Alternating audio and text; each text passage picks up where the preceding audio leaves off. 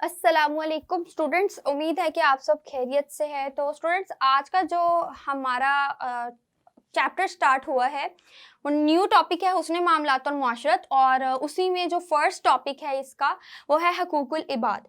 हकूकुल इबाद आपने पिछली जो प्रीवियस क्लासेस में 6th-7th में आपने डिफरेंट हकूक पढ़े हैं वालिदैन के, और इसी के साथ आप मेहमान के, मुसाफिर के, रिश्तेदारों के। आज जो है वो 3 हकूक डिस्कस करेंगे, यतीमों के, माजूरों के और मरीजों के। ठीक है, सबसे पहले तो हकूकुल इबाद किसे कहते हैं? हकूकुल इबाद का मतलब होता है कि बंदों के हकूक। ठीक है, तो बंदों के हुकूक जो होते हैं ना वो होते हैं हकूकुल इबाद। ठीक है, अब इसमें यतीमों के हकूक क्या हैं वो देख लेते हैं। सबसे पहले यतीम उस बच्चे को कहते हैं जिसका वालिद बचपन में ही फोत हो जाए। ठीक है, तो इस्लाम ने जहाँ तमाम लोगों के हकूक मुकर्रर किए हैं वहाँ यतीम को भी बेआसरा और बेयारो मददगार नहीं छोड़ा। यतीमों को आम बच्चों की निस्बत ज़्यादा मुश्किल हालात का सामना करना पड़ता है, चूँकि उनके सर से जो शफ़क़त होती है वो उठ जाती है। उनका कफ़ालत, परवरिश, तालीम, उनकी जायदाद की हिफाजत जो वो इस्लाम के अहकाम में वाज़िह है।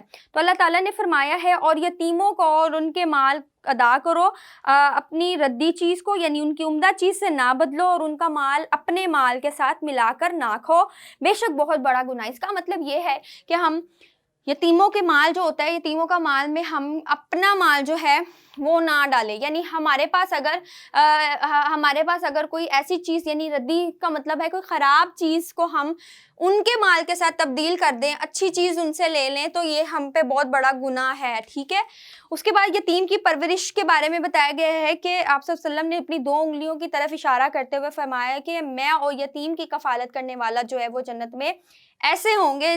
उसके बाद आप सल्लल्लाहु अलैहि वसल्लम ने अपनी दोनों उंगलियों को मिला दिया कि ऐसे होंगे जैसे 2 उंगलियां आपस में मिली होती हैं। ठीक है, इसी तरह माजूरों के हकूक के बारे में बात करते हैं। वो ऐसे लोग जो जिस्मानी और दिमागी तौर पर कमज़ोर होते हैं, किसी की टांग नहीं है, हाथ नहीं है। अल्लाह ताला ने हमें बेशुमार नेमतें अता की, हमें अल्लाह का शुक्र अदा करना चाहिए कि हमारे पास अल्लाह ताला ने हमें आंखें दी, कान दिए, हाथ दिए।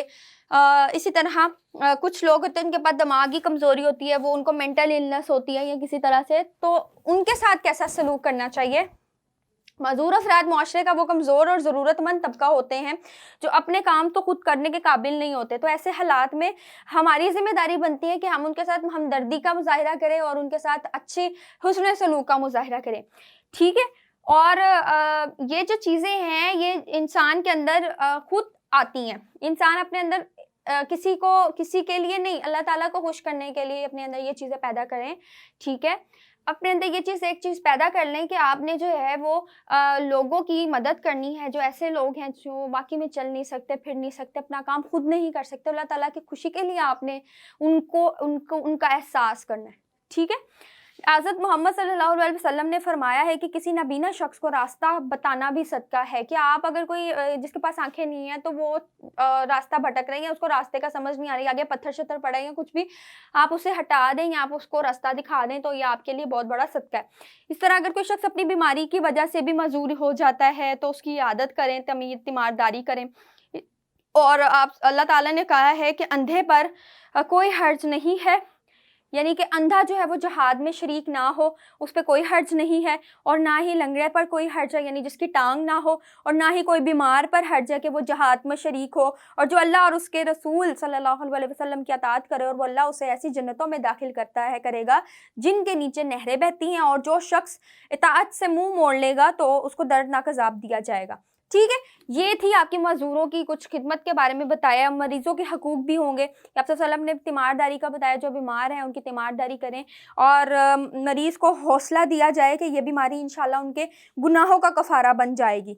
ठीक है, आप वसल्लम ने ये भी फरमाया कि मरीज़ से दुआ करवाने की भी तालीम दी है कि क्योंकि उसकी दुआ जो है वो फरिश्तों की दुआ की तरह होती है जो इंसान बीमार होता है। ठीक है, और मरीज़ को चाहिए अगर मर्ज़ शिद्दत इख्तियार कर जाए तो सब्र से काम ले और अपनी ज़बान से कोई ऐसी बात ना निकले कि जिसमें नाशुक्री हो, अल्लाह ताला से शिकवा हो, क्योंकि जो बीमारी होती है वो भी एक अल्लाह ताला की रहमत ही होती है, ठीक है? ताकि आपके गुनाह जो हैं वो बख्श दिए जाएँ।